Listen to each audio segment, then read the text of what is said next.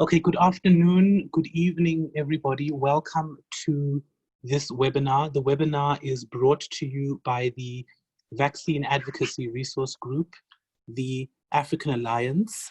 The Vaccine Advocacy Resource Group is a group of advocates who work globally to ensure that vaccine research is accountable, it is community owned, and it is transparent. The African Alliance, with the support from the South African Medical Research Council and the Department of Science and Innovation, also bring you this call in partnership with the Afrocentric Group, as well as MedScheme. On today's call, colleagues, the structure of the call is these conversations seek to ensure that civil society, and in this case, private sector, is also kept up to date on the latest COVID-19 research. The calls aim to strengthen the culture of accountability between researchers and civil society, as well as contribute to shared learning and unlearning in the research sector as it relates to COVID-19. On today's call, we have Dr. Samukeliso Dube, who is the General Manager at Afrocentric Health and leads the organization's health policy and medical advisory function. Dr. Dube has worked in driving change in health systems across Africa, including technical programming for various disease areas, healthcare financing strategies, and in the intersection of health and human rights for successful programming of healthcare programs. Until 2014, Samu was the head of healthcare investments for Africa at ARC, subsequently joining Philips as a medical counsel for Africa and head of business development and strategy. Today, Samu will be speaking to Larry Corey, who is the former president and director of the Fred Hutchinson Cancer Research Center, and in 1998, the founder of the world's largest publicly funded international collaboration conducting clinical trials of HIV vaccines, the HIV Vaccine Trials Network. Larry Corey is one of the leaders responsible for bringing together the expertise and infrastructure of the HVTN, the HIV Prevention Trials Network, and the Atlanta-based Infectious Diseases Clinical Research Consortium in a national collaboration to speed the development of a vaccine to stop this coronavirus, the COVID-19 Prevention Network, CoVPN. Larry also advises the current director of the US National Institute of Allergy and Infectious Diseases, Dr. Anthony Fauci. During this dialogue with civil society and the private sector, Larry will share his insights and perspectives on what this new formation means to him personally, his lifetime work at the HVTN, and shares insights into what he thinks the private sector, civil society, and community advocates can contribute to the collective in advancing the global COVID-19 response. He will also speak about what lessons this new network can learn from HIV research and what lessons need to be unlearned. So having said that, thank you everyone for joining us. I will now hand over to Samukeliso Dube. Thank you for joining us, and indeed thank you, Larry, for joining us and making the time to speak with us and engage with advocates and civil society across the region. And welcome. Over to you, Samu. It's an honor, Tian, to be here. Many thanks, Tian, and good evening. And I don't know where you are, Larry, whether it's a good morning to people who are from all over the globe and interested in us finding solutions to COVID-19. You're all welcome. As Tian has said, my name is Samu Dube, and I work for the Afrocentric Group, the MedScheme division, where I head up health policy and the medical advisory function. So, colleagues, we are in South Africa today. We are seemingly in the eye of the storm of COVID. We are battling it in the front lines. We're seeing healthcare workers are battling the storm. In the background, we're seeing researchers all over. And I was actually thrilled to see some senior physicians volunteering to actually be part of some of the vaccine trials for COVID. And I am actually pleased that the global health community, all who are interested in us finding solutions today, are coming together to actually say, working together, we can actually do this. I remember the work, Larry, that we've been doing in the HIV vaccine trials. Previously, there was a phrase that said, it is not a sprint, it is a marathon. And I am seeing specifically from the work that you have done in the past where you started, actually that it is indeed not a sprint, it is a marathon. But you know what, Larry, we wish that the COVID-19 vaccine is actually a sprint this time. We do want to see it being a sprint. So, Larry, I think over the years, your work with the Fred Hutchinson Institute, and there is anticipation of what is going to become from the effort that you have put into the COVID-19. We have seen that you have been pivoting from the infrastructure that was developed from the HIV vaccine to actually say, maybe let's use what we have and what we have learned into COVID-19. So maybe if you may start, Larry, could you kindly tell us more about your work, starting from finding a vaccine for HIV and where you are now today, having formed this network for the COVID vaccine trials? Over to you, Larry. Okay. Well, Samu, you've been sort of what we would say a spot on with respect to your observations. So I guess I'm going to first talk about COVID-19 and where we are as a field, and particularly for this group, we're at a juncture where the citizenry needs science to get us out of this mess, so to speak. This coronavirus social distancing, which we did with HIV, decreased some aspects of HIV, and social distancing decrease some aspects of coronavirus, but relatively not as much because it's a aerosolized airborne disease. And so, science is going to have to lead us out of this, but we're at a very important juncture where essentially science needs civil society. Science needs this citizens to participate in the scientific endeavor associated with making a vaccine or a monoclonal antibody. But let's just talk first about vaccines. You are exactly right. I am also hoping that the COVID-19 vaccines will be much more of a sprint than a marathon. And I'm scientifically optimistic about that. When we look at when we just look at the disease COVID-19, we see it's so very different than HIV and so much more, quote, normal as a disease. In HIV, essentially no one self-cures HIV. We're 0 out of 76 million. But in COVID-19 or SARS-CoV-2, essentially 95 or 98% cure it. We have a 3 or 4% death rate, but there's a significant morbidity associated with this disease, but the human immune system is capable of curing it. And most vaccines, if we can duplicate what goes on in the human immune system or get a little bit above it, then we should have an effective vaccine. So far, the early trials of the vaccines, which we would call the phase 1 trials, usually 50, 60 people. And now for a couple of the vaccines, the phase 2 trials in the hundreds of people. When we look at the immune responses, we see that with some of the vaccines, the immune responses are really at the upper end of natural infection, maybe sometimes even higher.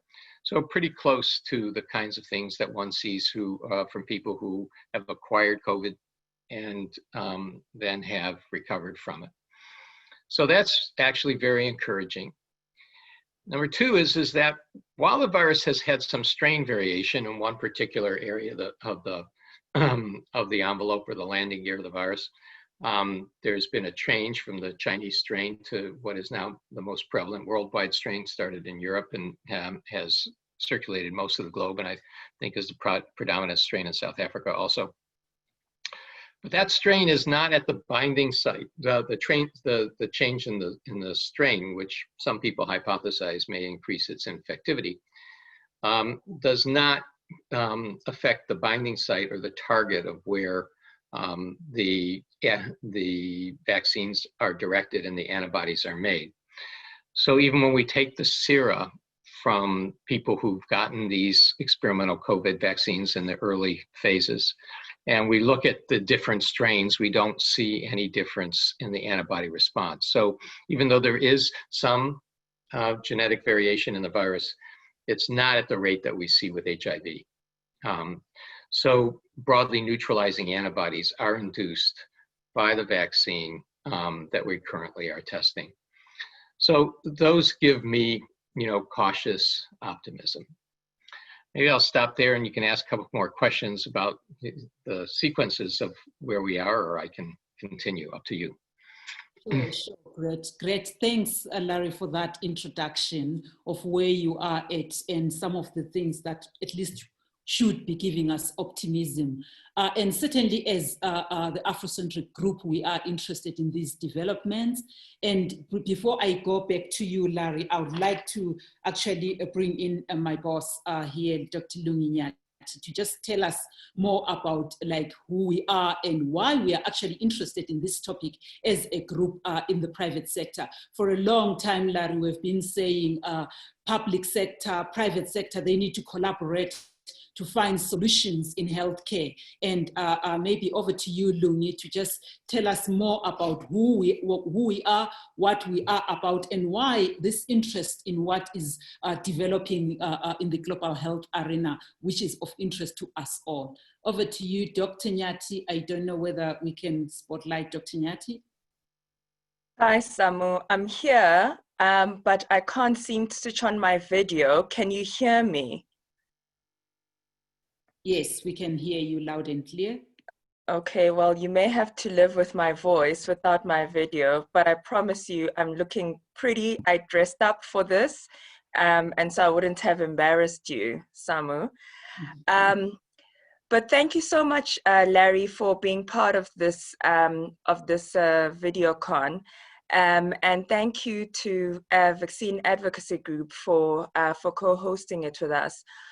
When HIV came into South Africa, it was a long time before the private sector actually got involved. And in our organization, 8 for AIDS, then, we were one of the first entities that were willing to pay for HIV treatment, despite the fact that at the time it was considered to be expensive. But we were able to together with our medical schemes that were on board at the time, be part of the story of finding ways to reduce the cost of HIV treatment and to fund it and allow pre-funding for it through medical schemes.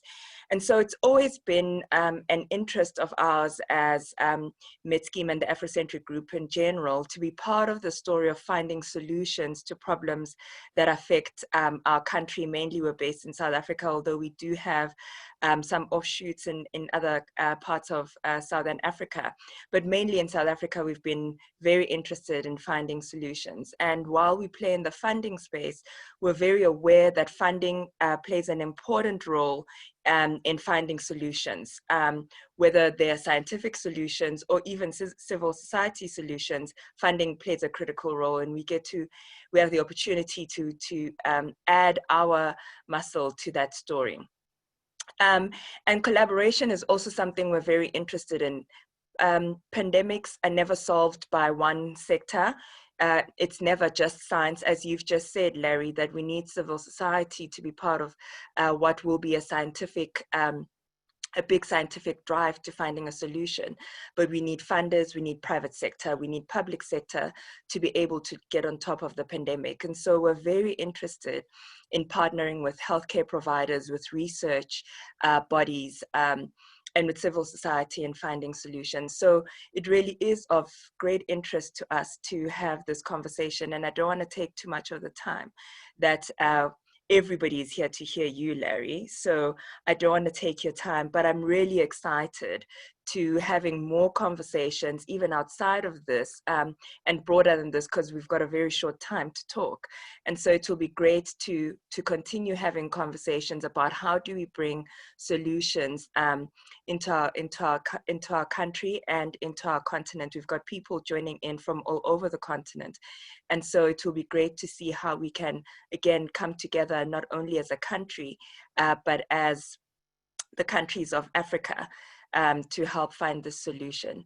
So thank you so much for being part of this conversation. And we hope that we can give as much assistance as we can, even from our own company. Maybe we can also join in the vaccines and have some of us join the vaccine in the trials. Well, that would be great to continue this dialogue. Yeah, back to you, Samu. Many thanks, Dr. Nyati, for that introduction. So Larry, we are in this also for the long haul, even though we don't necessarily want the COVID vaccine to be a long haul. Larry, I think one of the questions that is key in this dialogue, you said there are some positive signs that we might be better off than we were in the HIV vaccine field. You spoke about the genetic variation of COVID, which actually, even though you are finding that there are various strains, is not necessarily a cause for concern for us, and that is positive news. You are also saying, when we're looking at the targets that you are sort of targeting for immunity in the COVID vaccine, perhaps that hasn't changed, even though there might be genetic variation. So Larry, the optimism around, and I'm sure you wouldn't be doing this work if there wasn't any optimism. So what makes us optimistic that at least maybe this time we might actually get it, even though we started a long time ago to pursue an HIV vaccine? Why should we be optimistic this time, Larry? Well, science is one in which you make advances on the backs of the people in front of you. And I think what we have here in the COVID-19 program is this 20-year history of working in HIV vaccines and building an infrastructure, a global infrastructure. And that's one of the beautiful things that I feel about, being on this program and working with South Africa. And the South African scientists have been so much important in the HIV Vaccine Trials Network. Linda Gray, especially with respect to her role as the MRC as well as the PI, and Linda Gale, and hundreds of really wonderful scientists in South Africa as well in sub-Saharan Africa who've helped us in this. And we've been able to continue to use that infrastructure, an infrastructure that educated nurses and clinicians and community recruiters and created clinics and pharmacies and the kinds of things that are needed to do the kinds of clinical trials and sophisticated clinical trials with new platforms that require sometimes refrigeration, but just the infrastructure of doing clinical research. And, frankly, the pivot to what I'll say is a sort of assembling an army, which is what we have assembled in the COVID Prevention Network of trial sites, not only in my own country, where essentially every trial has about 80 sites. But as we start the vaccines, our program is in September, but your country has already started COVID vaccine studies, as far as with the Oxford vaccine and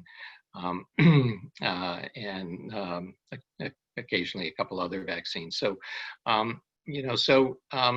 this sort of group of investigators, this infrastructure that is both a human resource infrastructure and a physical infrastructure, really was able to pivot effectively to COVID-19 vaccines. And at least in the United States, and I think soon globally, we will sort of have this unprecedented effort.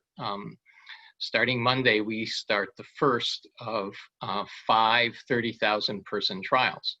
One that starts in July, one that starts in mid-August, one that starts in the end of September, one that starts in mid-October, and one that starts in mid-November. Each one as an individual trial is 30,000 people. So for us, the cumulative total is in the network is to recruit 150,000 people in a 5-month period of time. Well, we're averaging 2 months per trial. Into this unprecedented effort to see, if these vaccines work, how well do they work, and how safe are they? And I don't think I've ever done an experiment in my life where I feel the outcome is so both personal and important. I feel that these trials are a necessity, and if you ask me, the one thing that I worry about is that some political process in my own country will upset the apple cart and not allow us to do these trials. Because I think they're important in order for us to know whether they're safe. Some of these vaccines are new platforms like RNA and DNA, and some of the vectors like the Oxford vaccine. And you want to know how safe they are. And we actually made these trials 30,000 persons, sort of double the size that we needed to do them, because we wanted to make sure we had a really great safety base, and that we made sure that the vaccines were safe and they didn't enhance disease. The other reason we doubled the size was to come to an answer sooner, because the more people we enroll, the quicker you get to the number of endpoints to find out if a vaccine works or not. So knowing that they're safe and knowing that they're how effective they are they all equally effective, or are some more than others?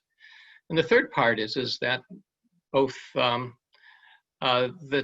that not every vaccine platform is likely to work best for every person. There are an enormous number of women of childbearing age in the healthcare professions. And we need to know what are the safest vaccines to give to women who can potentially fall pregnant. We need to know what are the vaccines that work in pregnant women. And we need to know what are the vaccines that work in children. Do we feel comfortable giving an RNA vaccine to children? Most of the vaccines we have that are from a safety point of view are children are these protein vaccines. That's the hepatitis B vaccine, the HPV vaccine. These are the rotavirus vaccines. These are the most commonly used vaccines in children. We already know a little bit on the RNA vaccines that the second dose, this lipid envelope that the RNA is in, has a little bit of immunogenicity. I'll be honest with you, I'm not sure I want my grandchildren to get an RNA vaccine. I actually want them to get a protein-based vaccine. So if it's equally effective, I mean, I obviously want them to get an effective vaccine. But in essence, we're vaccinating children to protect their teachers, to protect their grandparents, to protect their parents. Children do all right with this disease. But you know, it's as much a societal thing. So a vaccine to me has to be very safe to move into children. So that's been the goal, is to try and license many vaccines. The press try and say that this is a race. And that whole sprint versus marathon metaphor, I think is something that I don't think is really helpful. And nor do I think that what this program is called in the United States, Operation Warp Speed, is very helpful, because it actually sort of suggests you're trying to cut corners to get there quickly. And I think it's really important for people to understand that we're not cutting corners with respect to safety. And we're taking out the inefficiencies in time. And the government of the United States is essentially paying the companies to do this, to take risks, and to buy the vaccines, manufacture at risk, and then distribute. So the reality is that we're cutting the time of decision making. Normally, if we do a phase 1 trial, there's a few months to organize the phase 2 trial. And after you do a phase 2 trial, you spend, especially if it's a commercial company, a long time figuring out whether we want to invest the many millions of dollars into a phase 3 trial, and B, grading up the manufacturing process of the vaccine in order to be able to pass a SAPRA audit or a FDA audit. So all of this is being compressed. We do the phase 2 trials, and the Food and Drug Administration looks at the data, and 10 or 12 days later, they actually say, okay, the data is safe to go. If it's not safe to go, they obviously are going to stop it. So, I mean, that's the process that's being compressed. As well as nicely is that the government is buying hundreds of millions of doses. Now, you know, what our government says and what it's doing sometimes, fortunately, is different.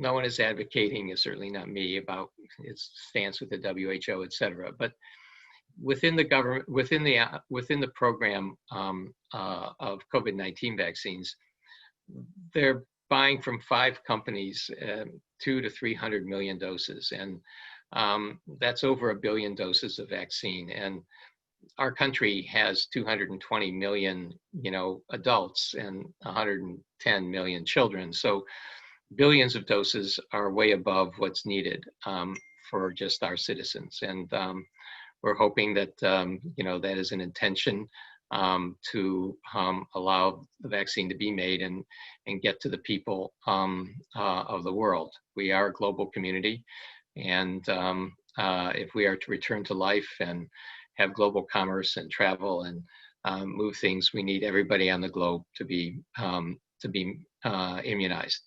And that's, again, why we need multiple vaccines. There's no vaccine that can be made to rapidly immunize 7 billion people. Not even, partially, not even over an extended period of time. So we actually really need to have multiple vaccines, because the entire manufacturing capability of the world is needed to actually get the vaccines into people's arms if they work. Mm-hmm.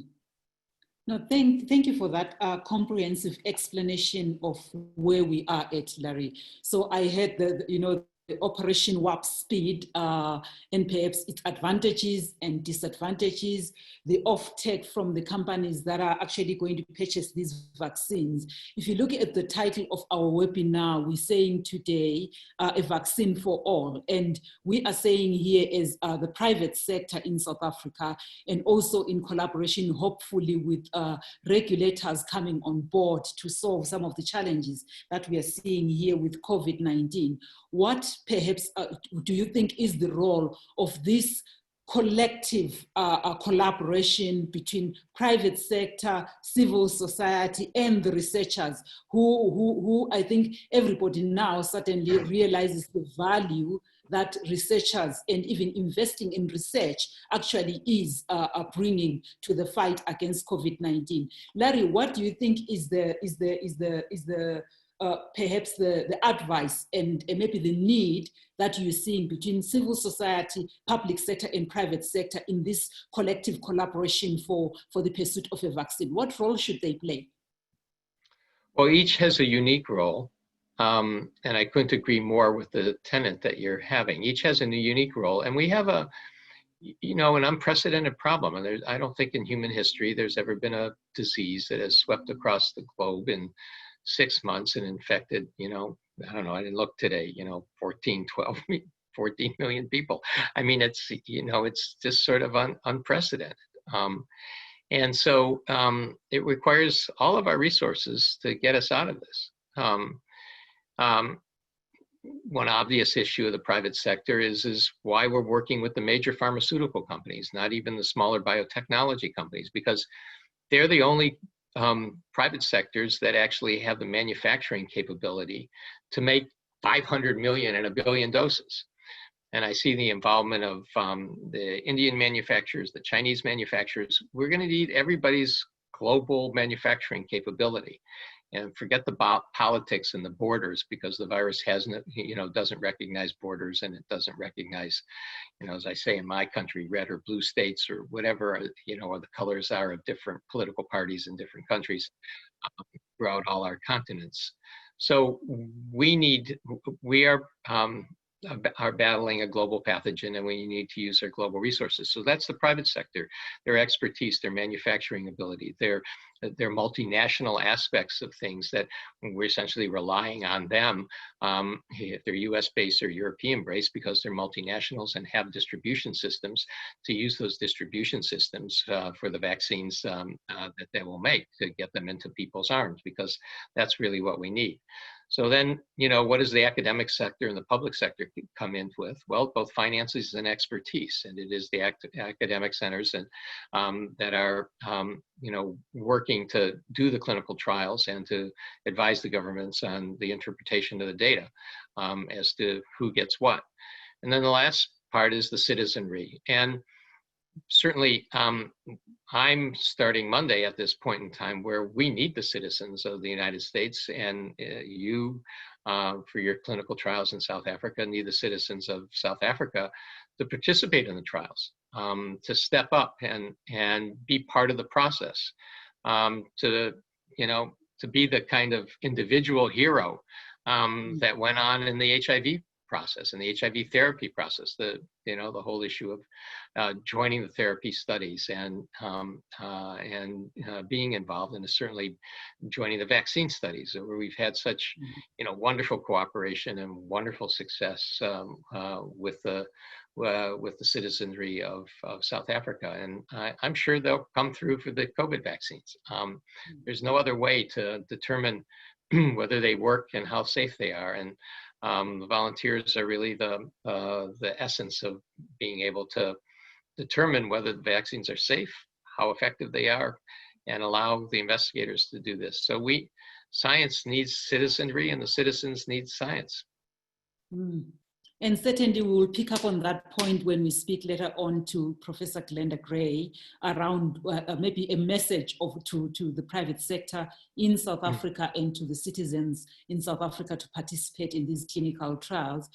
Whilst I continue the conversation with Larry, I would ask maybe Tien and Claude, if there are other questions that I'm not able to see, if you could maybe just pose some of those questions to Larry. Particularly, Larry, we are seeing people wondering, like, if we are developing a vaccine, now for which strain are we developing this vaccine? And you've somewhat answered the question that, we need multiple platforms, we perhaps need as many types as possible, given the mutation and the types of strains that we are seeing for COVID-19, and also the issues that have been raised here on the sidebar, Larry, about the Oxford vaccine. And I will actually pose that question again to Professor Glenda Gray later on, as she narrates maybe where we are at in South Africa about the COVID-19 vaccines pursuit. Larry, are there any lessons that we perhaps need to unlearn from the work and the experience that we have had with the HVTN Trials Network going to the COVID-19? Like, you are sharply aware that, we learned something there, we need to sort of unlearn and do things differently in this COVID network. Should we unlearn anything? Or have we learned something that, in the word that we've been using, Larry, a lot, is pivoting. I like the way we've pivoted, infrastructure, lessons, etc. But is there anything that we ought to unlearn at all in this collaboration? Well, I think transparency, we've tried to always be transparency and communicate. I think communicating what you're doing and why you're trying to do it sometimes is not easy, and I think it's a learned process. I think we're a lot better at communicating about what we're trying to do, the mission that we have, and the issues associated with that to the public. And I think this is HIV is a complicated disease, and COVID-19 is a complicated disease. And so I think the issue of how to communicate. I don't think we've ever had the resources to communicate enough to the public in HIV. I think we've been resource constricted in many ways in that area. I'm not resource constricted in our programs. We are starting an advertising campaign, both public service as well as social media, and to try and explain to the citizenry the importance of this. We have a lot of vaccine hesitancy in the United States. The issue of trust in government, what's going on with racism in the country. And these are really prevailing issues that affect all of us, and they affect science also. And so we can't ignore the milieu in which we live. And the of trying to explain what we're doing and how we're doing it, and to try and overcome some of this, to involve the communities that are at greatest risk. So for us, that's a really incredibly important issue, that we enroll the African American and Latinx population that really have suffered the greatest morbidity from the disease. Density is the fuel of the virus, and it is the difficulty for the people who are acquiring it. And, we see that globally. So I think the issues of being a good communicator, being able to have the resources to communicate, it's the reason why these webinars are so important, the reasons why journalism is so important. Again, this is a uniquely this is a virus that's affecting all of us, and the issue of trying to explain it, the importance of masks, the importance of social distancing. How do we balance that? And the fact that social distancing can accomplish some things, but it can't accomplish the whole thing. And hence, again, to get our way really out of this requires science. It requires a vaccine. It requires monoclonal antibodies. It requires a better therapy. And we have to understand that reality and explain it. Larry, it's Lungi. Yeah. There's a question here about what do we do about skepticism regarding the virus? It would seem that in South Africa, there's quite a lot of skepticism about the virus, and so about the vaccine rather, sorry. And how do we deal with those negative noises about vaccination? I mean, other than this coronavirus vaccination, there was a growing trend against vaccination in general. And do we think that any of that will change now? And is there anything that we need to change in the language about this vaccine, about vaccination, about how quick it will come? What are your thoughts on that? Well, I thought it's a tough problem. The internet creates all sorts of things that sort of has its strengths and has its weaknesses. We can put up a website asking for people to join a vaccine trial, and we have 176,000 people in a week. But yet, there are many articles about, even in the New York Times, about how I won't take a vaccine. And so there is vaccine denialism. Some people, you'll never convince, I think. Some people, I think you have to be very straightforward and very transparent about the benefits and the risks. I also don't believe that you can coerce people. We can strongly recommend it. But for a little while, people will look at what's safe and what's not. And, that these are risks that, I think this is where committees, this is where luminaries, this is where corporations that are trusted play a role in sort of helping direct the narrative associated with the vaccine. This is why I think the trials are so important to, create actually information, data as to, how effective, in whom is it effective, and how safe is it. And if you have that data, then you can communicate that data on a knowledge base. And eventually, I hope knowledge wins out. We're scientists. We believe in knowledge. We believe that reproducibility of knowledge leads veracity to the results. And if we have that kind of veracity and that kind of reproducibility, we will be able to explain it to the populace. We will be able to explain it to the government and governments, and that the constellation of that will need to be happening here, because again, the virus knows no borders.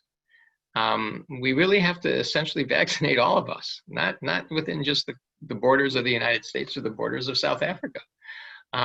We have to care about our neighbors, because that's, travel is one of the reasons I think we have such an epidemic in the United States, and we have endemic disease and we're not able to control it. There are lots of reasons, but we have lots of people with lots of geography and incredible transit, and the use of automobiles and highways, and the the contacts. You know, we're seeing a re-up of the outbreak in Seattle, where I live, because the farming community, 100 miles away, Yakima, where most of the produce and most of the agriculture is, there's enormous traffic. And that's where the outbreak was, and it's transported back. So we are our neighbor's keeper here, and we have to be cognizant of that. Yeah, and indeed, Larry, so we talk about immunity passports, but we have seen that this virus doesn't need any passport to actually get into a country. I would pause a little bit for questions, and Tian, I'll start with you. You've been monitoring some of the questions on for the panelists here. Tian, over to you to have some questions to pose, please. Great, thanks, Samu. I mean, I think also just to add on to what Larry's saying, I think he hit the nail on the head in terms of the rising anti-vaxxer sentiment that we've seen. At least there appears to be a rise in that anti-vaxxer, anti-science, anti-research sentiment now with this tsunami of research that we're seeing around COVID.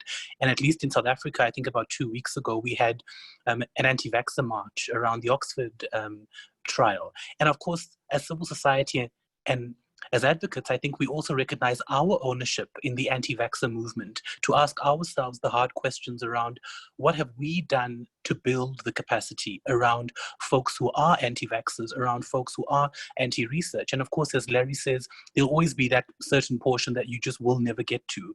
But I think we also have to take ownership around building those bridges and strengthening that solidarity, and its work that groups like the VAG are doing, looking into issues like ethical hacking, for example, where you have really prominent people who are posting anti-vaxxer messaging on social media, and that have significant, we're talking hundreds of thousands of people in terms of following and reach. But in terms of the questions, there's 2 questions that really stood out that seem to follow a trend. The first is from Babatunde Sani, who says, looking at the demand for vaccines, it's obvious that the resource-rich countries are going to have the privilege of having the vaccine first. We've certainly heard these stories around AstraZeneca and Oxford. How do we ensure, Babatunde asks, that there's equitable distribution to other resource-challenged countries and not leave this up to market forces? So I think that first question around how do we ensure equitable distribution globally. And then the second question from Dumisani is asking, the flu vaccine is 50 to 65% effective, and he stands corrected. What % efficacy would you be happy with to define it as a good vaccine? Both of them are tough questions. The shorter answer is the second one. Our trials are powered at 50 or 60%. To me, I'd love it to be 75%. And there's a complication when you say efficacy. If it can prevent hospitalization and death, it led people to have mild disease and doesn't prevent infection, that would be an accomplishment, but it also would likely not stop infectivity and the spread. And we still would have to be dealing with this disease, but maybe not the hospitalized part of this. And certainly if we can affect death, that would be a great thing. So let's just say that any 50, 60, 70% reduction in death would be, a major accomplishment. The issue of access is really important. And here I feel good about what the HIV Vaccine Trials Network has done. I think the ability to have such strong investigators in South Africa and have the kind of leadership that Glenda and Linda Gale and Helen Reese and all the other people who we work with have been so important, is that we're able to have them participate in the trials. And there's always been just sort of this sort of moral sense that, as well as a discussion before vaccines going in, that if a country is going to participate in a trial, that there will be access as soon as possible. I think one of the important issues is that the excuse that is often given for lack of access, that it takes time to manufacture this. Some of that is going away because, the US government is putting in this money to have companies manufacture hundreds of millions and almost 500 million doses. And I think the companies and the WHO need to sort of put the foot to the fire. There certainly are some things going on in Europe for funds to be made to have vaccine available, and for manufacturing capabilities to be increased. I still think that, to be honest, there's still a worry. I still have an incredible worry about access, and I, as a researcher, have no way to build a plant. I know the philanthropies and the world organizations and Gavi are starting to talk about that. But I think here's where the advocacy groups needs to actually, keep track of talk versus doing. Too often, everybody flies to Geneva and eats dinner and talks, and doesn't do much. And I think this is one area where that there has to be watchdog monitoring of the organization, that actually does something, that plants are brought online, that it's visible to know that as soon as a vaccine efficacy is reached with a particular vaccine, that there's a manufacturing plan, and frankly, a push to know where those vaccines are going, and how, and what's the cost and where it goes. I think that's, and actually the most effective AIDS advocacy was when people picketed the companies. And I think advocates need to look and direct themselves at the companies and hold them accountable. And that it's not just the NGOs or the World Health Organization that actually turns the crank of a factory and defines where the vaccine goes that factory makes and how many doses get appropriated. And that's really the major issue. If you have this stuff, then there's an effective lobby to actually, direct where it goes. If you don't have the stuff, it becomes a very ethereal argument. You're saying, I want something that's in the wisp. So that's my feeling, and it's a true anxiety. And I think that's one of the things that's going to be in your bailiwick. Thanks for that, Larry. I think the terms that you're talking about, citizenry, transparency, communication, and now we're battling with issues of distribution and access, which are actually pivotal and key for us to actually fight not only this epidemic, by the way, this pandemic, Larry, it's actually how we fight future pandemics, and hopefully there won't be any. There are issues that are being raised again here on the side chat, Larry, that I think are important. Others are saying, given that we are having a 94% recovery rate, a very low mortality rate, and given that most of the countries perhaps have seen their peak, would we still need that vaccine when it comes? And should we be focusing on the vaccine at this moment in time, or should we be focusing on case management, given that most of the people who die actually would be dying in hospitals and they've got these comorbidities? What is your take on that? And then the other one that I would put out there is on antibody testing. You have seen people write about immunity passports, either as a way to go back to work or to travel. What is your take on antibody passports, on antibody testing in assessing past exposure? And how long would the immunity last? I read yesterday a paper from the New England Journal of Medicine that actually, the antibodies, they sort of half over a period of 73 days, they keep on having, and they don't last forever. So what is your take on antibodies here for COVID-19? Over to you, Larry. Yeah. Well, here I think that the academic community can sometimes raise issues that you don't really, you can actually almost ask the question is, what's truth here? I think the basic question you're asking is if you get infected, are you protected against reinfection, which is a simple issue. But the real issue is if you get reinfected, are you really going to be at risk of death? or if you get reinfected, are you really going to be at risk of some severe complication, and you're going to get vaccine-enhanced disease? And the answer at the moment is on a science basis. I don't think you know.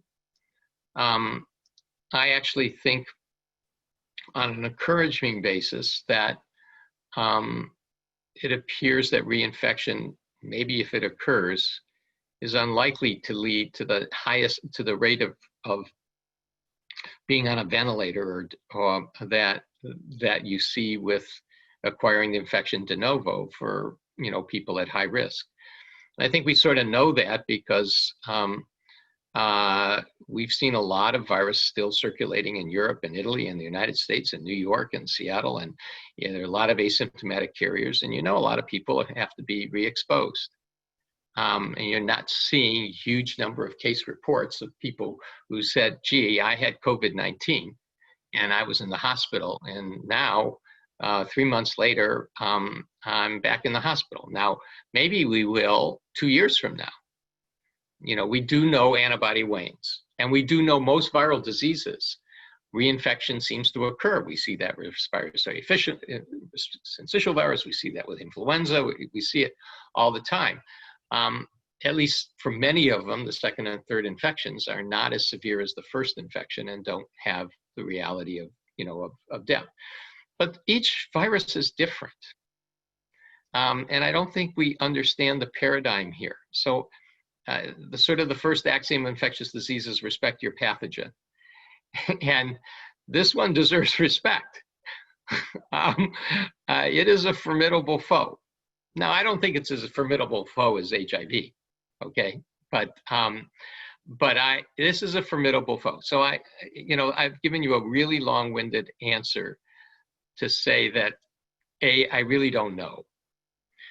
I am cautiously optimistic that, quote, there is such a thing as an immunity passport. That doesn't mean you won't acquire it and you couldn't transmit it to your parent or your grandparent or something else. I mean, immunity passport means that at best, you're protected from getting this. It doesn't mean that you're not a vector of other people. It doesn't mean that, hey, I can hang out in a bar and I'm going to for sure not be able to get it again and not transmit it. You may actually be able to get it again and you don't know it, and then you become a shedder and a transmitter. So we don't know that.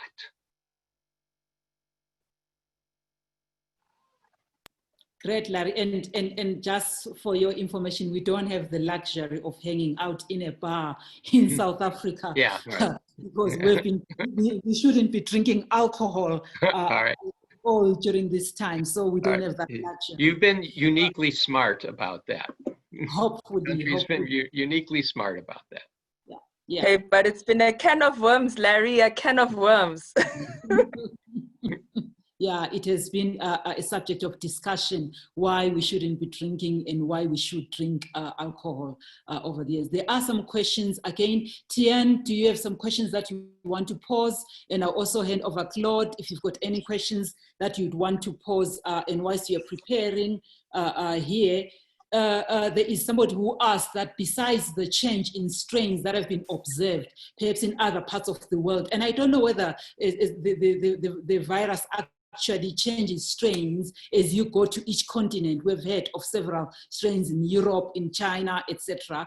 And what we are seeing in Africa, and maybe this one would also be for Professor Glenda Gray, is there a different antibody response as well as duration that we are seeing in the few cohorts in Africa? So how you would then structure some of the studies elsewhere? Would it be different for what you're seeing in various parts of the continent because of the antibody responses that you are anticipating and the different strains that perhaps are being observed across the globe, Larry?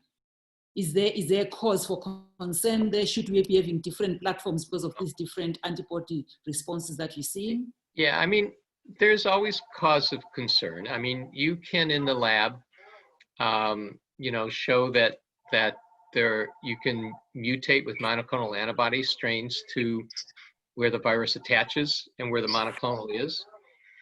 Now, whether these vaccines will induce enough immune responses in multiple places so that there are other antibodies that actually will avert that kind of genetic variation that will occur, I would say the monoclonals offer a greater potential for the virus to mutate away from the effectiveness than a vaccine at the moment. And I guess, again, I will just say that we'll have to wait and see. If we vaccinate an enormous number of people and the virus mutates away from that just like influenza.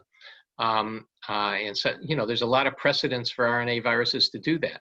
How long it would take, at the moment, it's only 2 base pairs a month, which is like, half, a few hours for HIV. It's not doing it, but the point is it's where the base change is. So it's a possibility, and I think we again just have to monitor and see what happens. But I don't think it's relevant for the vaccine trials that we're undertaking in the next 6 to 8 months. Thanks for that, Larry. We were certainly thinking there would be vast differences given in the initial stories that we were putting out there. There was the story of the BCG vaccine, and perhaps we would elicit a different antibody response here in Africa. I don't know whether that is still on the cards. Claude, do you have some questions that you're seeing here on the sidebar that you want to pose? Claude, over to you. Yeah. Yes, and good evening, Larry.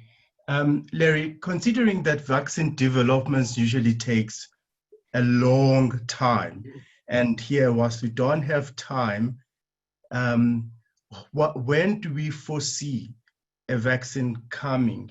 And also, how would we define the success of that vaccine? As in, what kind of efficacy are we looking at to prevent disease transmission and stop the pandemic? Well, I think you're asking really difficult questions. And I think some only time will tell. And, collecting that data, we just have to go on cautious optimism. I think the first vaccines will become available with luck. We'll know whether they work with luck in the end of sort of January or February. Now, I have to say that those are RNA vaccines, and there's a lot of issues about making RNA and how widely the lipid molecules can be manufactured, and the cold chain and all the other things that go with it, and the novelty. The next vaccine, the ad vectors and the chimp adenovectors, if they work and work as well, then they may be more readily available and usable for, they can be manufactured in greater amounts for worldwide use. I think the time of, and those we really wouldn't know till March or April. And so I'm already giving you months of, it's July. That's another 7 months of this. And I don't think I really can give you any optimistically much more than to say that's the situation of knowing, let alone how do I get that happening. But I think that South Africa is involved in these trials, not the RNA trials, but the chimp ad and the ad26 vectors. And I think one of the issues that behooves the government, the citizenry, and the investigators who are doing that trial to make arrangements to essentially get this vaccine made available to South Africa at the same time that it's going to be made available to the Great Britain or the United States or Brazil. Thanks, Larry. Yeah, indeed. So there you are, Claude. You've got somewhat some time frame that perhaps we could still continue our social distancing before we get a vaccine. And I don't know whether when we get it finally, Larry, that life is going to go back to what we think is normal. I think our lives have been reset and have been redefined. Larry, there is another question before I give Tien an opportunity around, as scientists, as you are deliberating on what platforms to use, what targets of epitopes and targets of immunity are going to use in here and pursue, is there a price point at all that you have in mind around affordability and scalability to make sure that we have a vaccine for all? Is there such a thing that, you know, if only I could get this vaccine under $1, or I don't know what the amount would be, then I know and I'm optimistic that it may perhaps be available. Do you think of such issues at all, or right now is? Yeah, I first of all, I'm not an expert in this. Here's just an opinion, not even me as a scientist, but me as just a person. I think this epidemic has had devastating consequences, so that price is not an option here, that governments need to come up, and all the globe with respect to philanthropy and governments needs to chip in and make this available for all, because we're not all protected as much as we should unless we're all protected with the vaccine. So I also feel that price gouging is not what this is all about. I at least am seeing cooperation between pharmaceutical companies, companies that are really not very cooperative with each other in this arena. Now, I don't think it's just all altruism, to be honest. I think it's self-interest also. Their business of healthcare has been decimated. No one wants to go to the hospital. No one wants to see the doctor. And they have big businesses that are, taking a hit. And so they also are motivated to get a vaccine, and essentially not price gouge that, and do that in a way, because it just makes sense for the rest of their business. So I think there's a lot of favorable economics as well as favorable need. But again, I think citizens need to be watchdogs, and there needs to be transparency and reasonableness on both sides. Governments should come up with the money for their citizens for this. We're all being quarantined. We're all, no, you can't go out to eat. You can't do this. You can't do that. I mean, why is that? You can't fly on an airplane, or you don't want to fly on an airplane. But why would they want this to persist? What else is more important? Governments should contribute money. Citizenry is being called for, transparency, a sense of community. Those are the words here. And indeed, Larry, because we are talking here about how private sector, government, civil society should rally together and behind the research and the scientific community in the pursuit of an HIV or of a COVID-19 vaccine. Dr. Nyati, you've got a question. I'll just give you a few minutes. And again, Tien, as you prepare to ask a few other questions, Dr. Nyati. Larry, can you hazard an educated view on what it is that makes it so different, the viral spread? So you spoke earlier about density being a key factor in how the virus spreads. But Nigeria, for example, is a dense country. We haven't seen as much. India, we also haven't seen as much. Fine, Brazil is dense and South Africa are dense, so we can understand that. I'm just curious in terms of your thoughts. I mean, I've spent a lot of time reading, trying to see if there are any things that we can understand. I mean, the BCG theory, I guess, came about because people are trying to figure it out, this very question. But from what you've read, seen some of the initial reports you're seeing in some of the studies, do you have any educated view or an actual answer maybe? My simple answer is no, and I myself am puzzled. And I would just say that I don't think I've ever seen a situation in my life where the virus has infected so many people that in my own mind, we know so little about the virus with the modern sciences that we have. It's to me very puzzling as to how infectious it has been, and the sort of the differences in epidemiology that we see. We do find that the virus is shed 1.5 to 2 logs higher than we see with flu. And so titer makes a difference, but yet it's curious. You know, here's a virus that infects the nose enough to stop your ability to smell, which then interferes with your taste. And it doesn't appear to be neuronal. It's not going into the brain. I mean, it can, but it doesn't look like that. It's the routine aspect of it.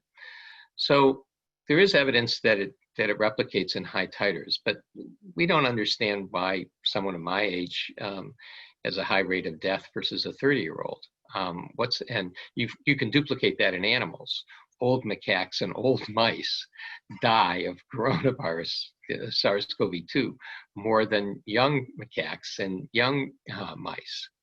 And that has something to do with innate immunity that is not figured out.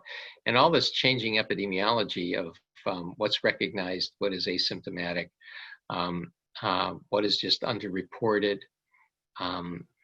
I think there's a lot of public puzzling things about the epidemiology, as well as what I'll call the underlying pathogenesis, as to why children do so much better than adults.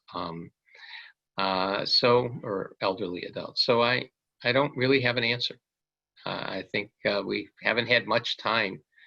We've been so overwhelmed by the medical aspect of care that the ability to do the science is just starting to emerge. You have to be able to think. You have to be able to muster sort of the resources. Your first resource has to always be to take care of people. And then when you get done with that, you can actually start thinking about, you know, well, how do I investigate what I'm seeing? It takes time. Yeah, I wonder though that might actually be a useful narrative to start spreading out there about the fact that it takes time to understand because we're busy caring for people. Because I think understand that kind of narrative may enable enough room for us to actually ask questions without the pressure to somehow miraculously know everything there is to be known about the virus, enough to both cure it as well as prevent it, as well as vaccinate, as well as understand. And I wonder even about the vaccine, the trials that are out there, if the narrative might be more about understanding as opposed to reducing infectivity, to the question that one of the attendees asked about whether or not we have enough time to wait for the vaccines to be developed, that we may find that herd immunity in inverted commas already start spreading. So do you think that it might be valuable to start changing some of the language just to allow maybe success of trial enrollment, but even just the understanding of what the trials are about? I think your perception is a good one. And, you know, sometimes you, as a scientist, you get immersed in things, you don't see how other people see it. And I'm listening to what you're saying, and I think those are good thoughts. Yes, so and Larry, maybe as we actually go to some of your closing remarks, because I'm aware you have to hop off. In terms of the vaccine network that we have actually formed recently, Larry, how does the research oversight actually fare? One of the attendees here is asking, the collaboration between Russia, China, the whole global community, and how maybe even the regulatory agencies are in there to ensure that the research actually is indeed a global endeavor. In that. And also I'm seeing a question around distribution, and that one maybe I will also leave to Glenda Gray, to Professor Glenda Gray. Are we working with Russia, China, the whole universe to actually make this happen? Well, science is global, but that doesn't necessarily mean communication is global. I think regulatory agencies play a critical role in countries, and I think regulators, I have great respect for them, and they are tied to each other, they're tied to governments, and the rules of the game require anyone involving, experimental implementation to interact with the regulator in a country. So your regulators in South Africa will know a lot more about Chinese vaccines and the Russian vaccines than I would know, which are not entering the United States nor being tested in the United States. And I just would stop there and sort of say, yes, it's great to have a global effort, but scientific communication is pretty ad hoc and not always coordinated, and that can be both good and bad. Indeed. Thank you so much, Larry. And this is actually our effort as Afrocentric Health with the Vaccine Advocacy Research Group to try and make sure we collaborate in the matters that actually matter to us most. Any closing remarks, Larry, given that we've got in the room healthcare providers who are frontliners, we've got here some regulators, we've got people who are actually in the research, in the coalface of the research, we've got, and all of us possibly are potential volunteers for this research as well. So any closing remarks to this audience that we have today that are so keen and eager, and they are saying, go Larry, go, as you actually lead us, hopefully to March, April, when we get a vaccine. Any closing remarks, Larry? Well, just thank you. It's a pleasure to, and an honor to be with you. I learn every time I do one of these things. It's wonderful to interact. I hope I've, made some remarks that are utility. And I guess I'd also say I'm leaving you in great hands, if not better hands. Professor Gray is quite terrific and quite knowledgeable. And again, it's been a pleasure interacting with you. Many thanks, ladies and gentlemen. We cannot stand up for Larry, but we can clap in our hearts and salute and support this work in whatever way we could. Perhaps at the end, if I may maybe hand over to you. Right now, we are going to have Professor Glenda Gray. Maybe if we could spotlight her, like, what does this mean then for us in South Africa? What does this mean for the research community in South Africa? Before we actually say us as the private sector, the public sector, civil society, and community all want to rally behind this. Where are you at, Professor Glenda Gray? Some of the questions that are being posed here, they talk about the Oxford vaccine, they talk about the work that MRC is doing, Glenda, and some of the work that perhaps is essential to actually get us there. We don't know what date we are targeting here, but before you go on, Glenda, Glenda, maybe Tien, do you have a few words before Glenda comes on? Yes, sure. Thanks, Samu. And thank you, Larry, for your time. It's always a pleasure hearing you speak. And we hope that this is the first of many engagements going forward with yourself and your team. So, colleague, it falls on me now to introduce Professor Glenda Gray. Professor Glenda Gray is an emissary of the Vaccine Advocacy Resource Group. She is also a global leader in the scientific and research landscape, a longtime activist and the first female president and CEO of the South African Medical Research Council, whose mandate is to support the National Department of Health on the promise of a long and healthy life for all South Africans. Professor Gray has been a strong voice for health activism and engagement with health institutions and government, a trailblazer who has lived through our nation's citizenship projects for citizens as individuals and groups to exercise voice in relation to health issues. Today, she finds herself at the helm of the SAMRC at a time when the effects of COVID-19 have brought the world to a grinding halt and caught at the intersection of HIV, TB, and grinding poverty.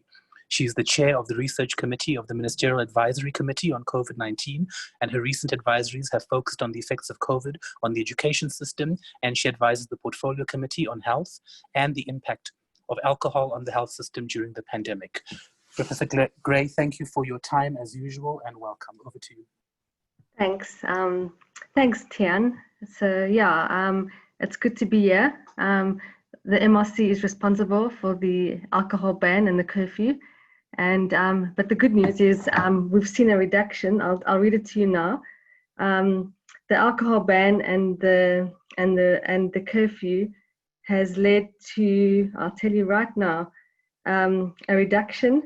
So I'll give you a little hotspot here. Preliminary reports from 3 hospitals in KwaZulu-Natal and Gauteng indicate a drop in trauma by about 87.5% since the last lockdown. I mean the last prohibition and curfew. So we are opening beds. We don't have alcohol, but we are opening beds, and we're keeping the beds open for people to use for COVID infection. So don't blame us, but we were part of the people that demonstrated the data and association between the reduction in beds and the prohibition of alcohol and curfew in the first lockdown.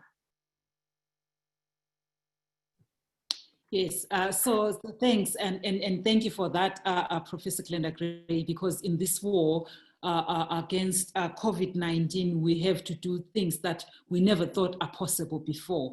So Professor Glenda, you heard Larry talk about his journey from pivoting the HVTN network, and now we've got the COVID vaccine network that is actually operational right now, and I believe South Africa is part of that. Could you tell us what this all means to South Africa and your expectations, especially from the private sector, in the race against COVID-19, particularly in us developing the vaccine? Where are we at, and what do you think the role of private sector? There is civil society, and I'm sure they've been engaged, particularly in making sure there is literacy around the vaccine and community involvement, and perhaps the private sector as well. What should they be doing at a time such as this? So we need all hands on deck, so we need civil society, we need scientists, and we need the private sector.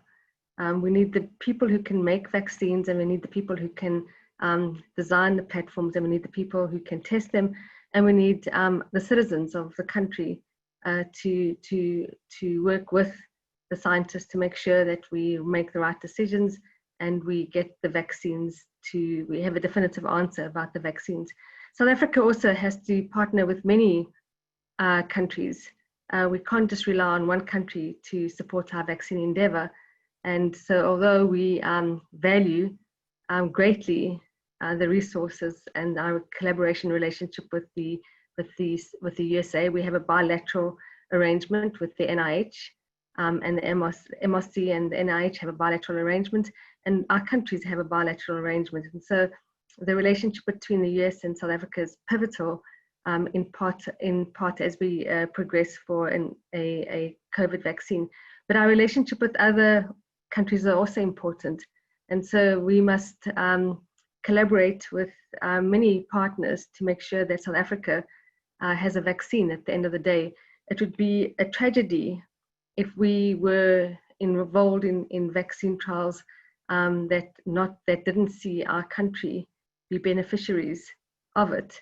And so whatever vaccine network we work in, there has to be some kind of understanding that there will be some benefit from our participation in that network. And so while we work with the CoVPN, and that's critical, they're a very important partner, we also have to make sure that we work with other role players to ensure that our country and our citizens have as much access to a vaccine as American citizens or UK citizens.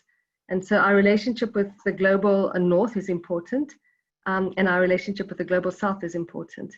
And we have to work with BRICS, with other low middle income countries and the Northern Hemisphere to ensure that we bring vaccines to South Africa and to Africa. Thanks, Glenda. And the specific role of the private sector in South Africa, should we wait for you to then say, okay, we've brought the vaccine, guys, now you can participate, or should we be playing a role in the interim? Any views on that?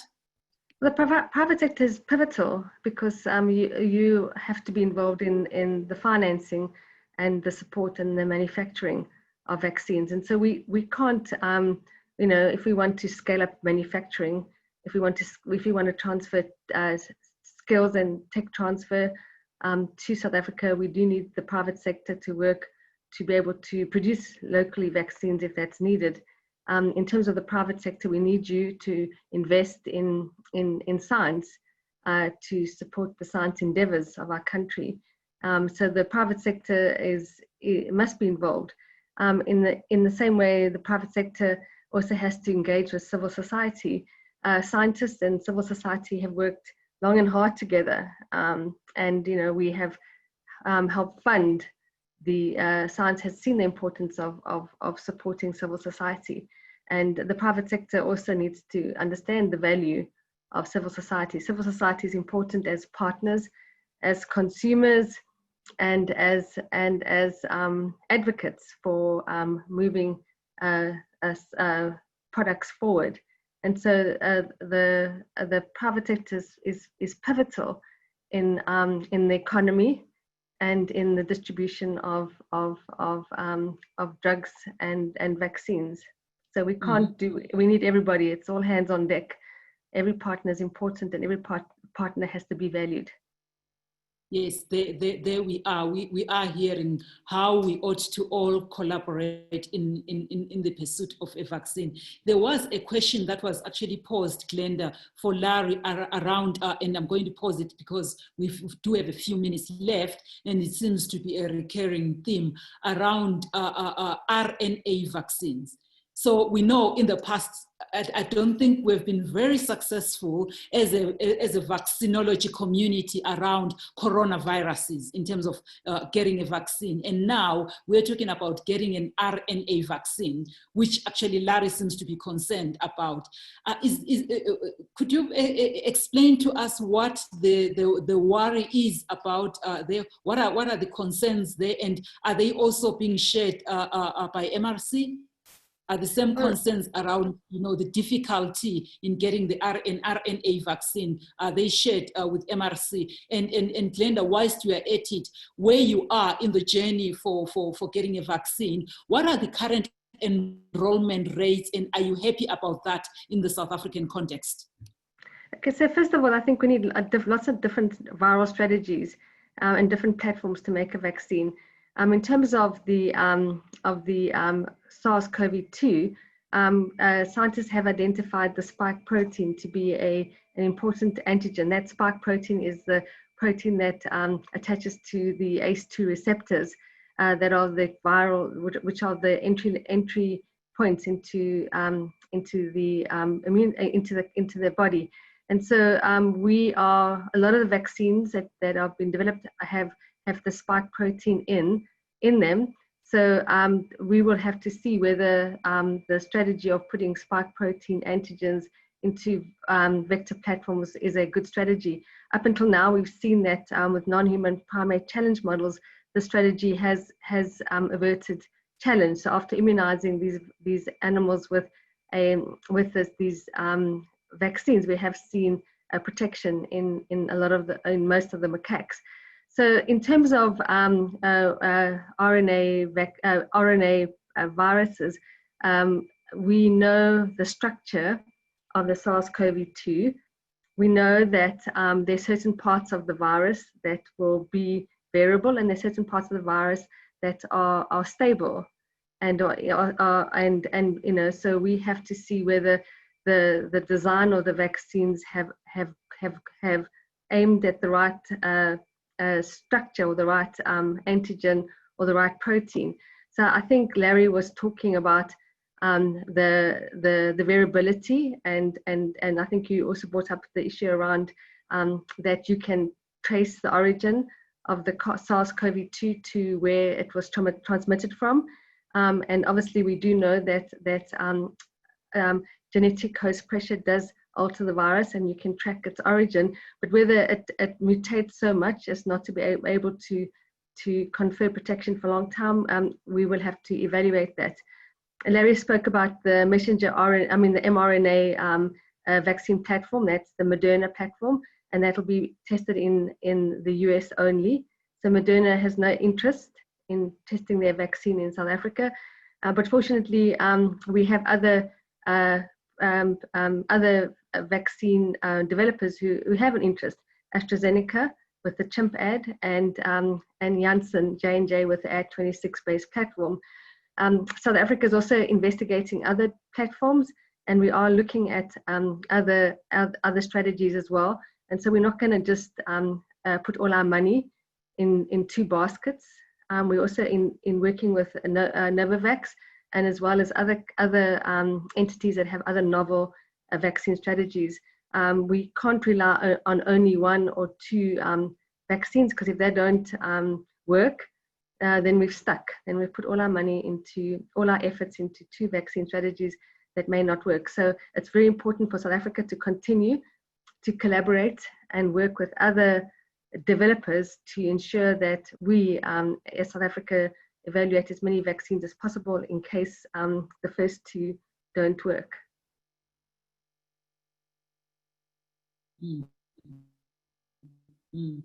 Thank you. And the enrollment rates, are you winning there? Because yes, we are hearing Larry here talk about enrolling 30,000 people, etc.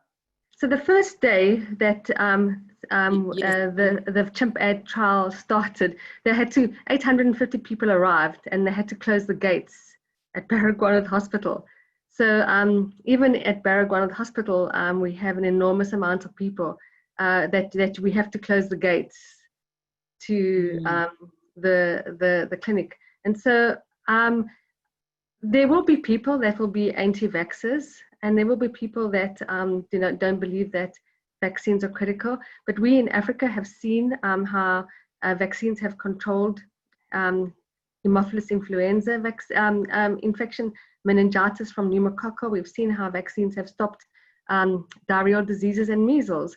And so we know that vaccines protect children against disease, and that they've been very useful. We know that HPV vaccine prevents cancer of the cervix. So it's critical that we employ vaccines for use in human health.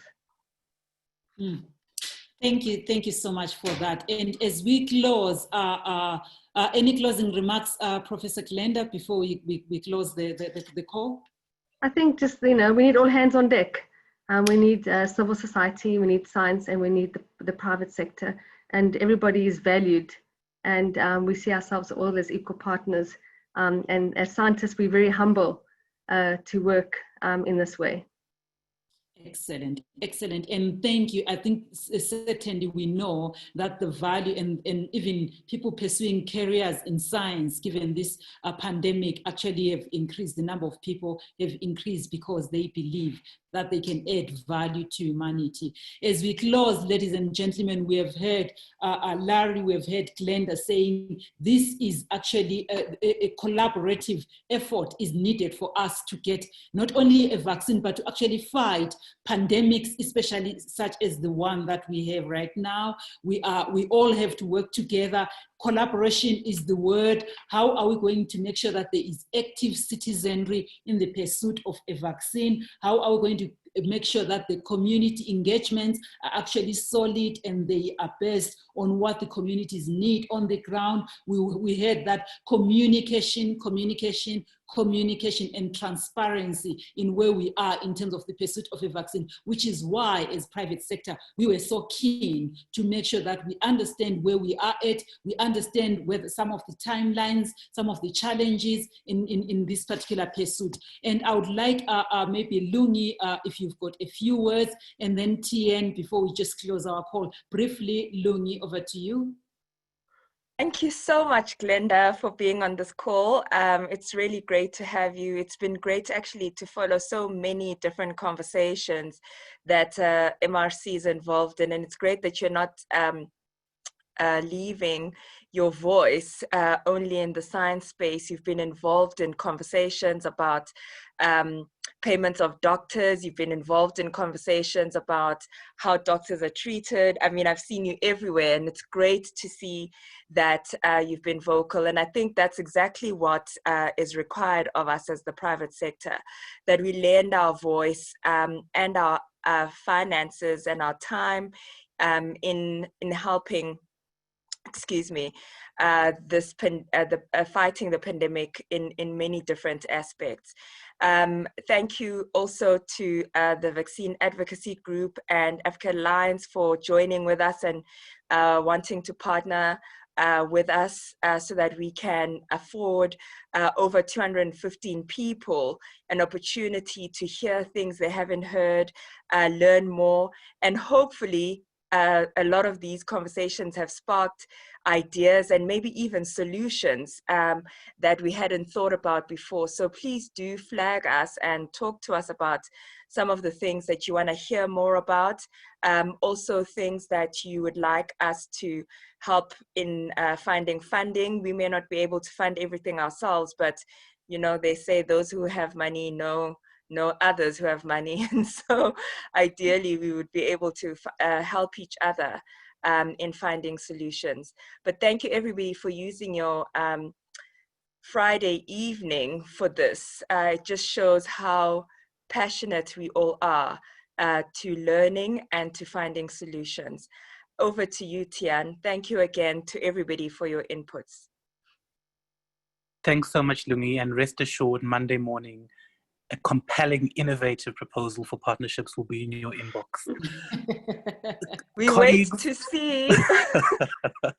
Colleagues, I do know we're a bit over time. I'll keep it short and to the point. Just a reminder that these calls, the format that we follow is within a week from the date of this call. We will share with all registered participants, which actually number nearly 600 people who had registered for this call.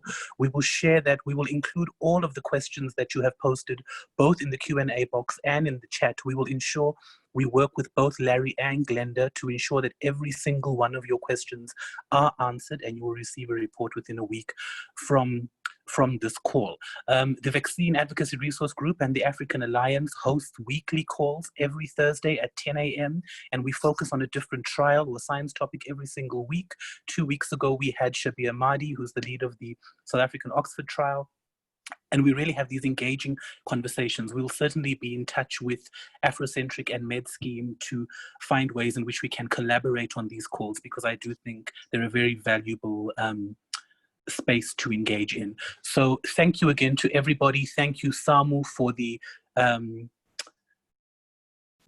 great relationship and the great work that we've been doing over the last few years, and specifically today on this call that I hope is the first of many. So thank you, everybody, and have a great weekend. Many thanks, Tian. And just before people log off, we will host specifically a treatment webinar that is focused on treatment on the 29th of July, and we'll be circulating that as well. Ladies and gentlemen, have a lovely weekend further, and we thank you for your participation on this call. Many thanks. Thank you very much. Sorry, I was just on. Thank you, Professor Gray. Thank you.